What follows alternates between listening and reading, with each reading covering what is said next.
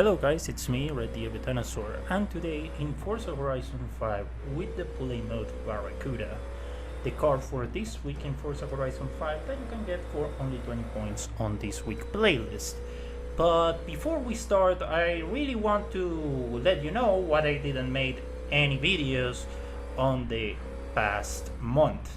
Well, was due to the fact that was Cars and Coffee, and I did already a lot of reviews about Cars and Coffee, and even an overall review of the update. But yeah, I think there is really good videos that I think have been aged very well, and that my stance on those cars hasn't changed a lot. So that's why I didn't make any videos about those cars. I think they are fine, and that what I discussed back then when Cars and Coffee was released on the first time, it still holds. So is why. And also I dedicated more time to play the Crew Motorfest, that I'm enjoying that game a lot. Probably gonna have a few things to do with that game, but not related to car reviews or something like that, but more to just streaming and just having a good time. I think that is gonna be like the end point of the Crew Motorfest. That is gonna be like that. But let's continue to the car of this week. The Plymouth Barracuda is one of those iconic cars of the muscle car era of the 60s and 70s. A big engine, really mean look, and yeah, high cubic engine, Hemi V8. And overall, yeah, it's one of those icons of the 60s and the 70s of the muscle car era that I think even to this day still holds a really good value, and that many people really like the styling and even the how these era of cars were back then. So really nice car. Overall, I don't know too much about this vehicle.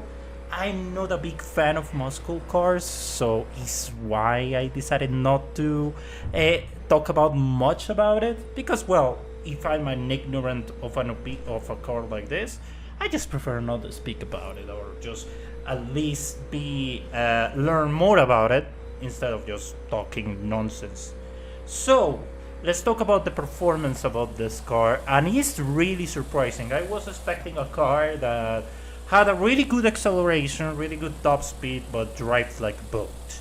Because, well, that's pretty much the idea that you have with these old muscle cars. But this is a really good difference of the main thoughts of people.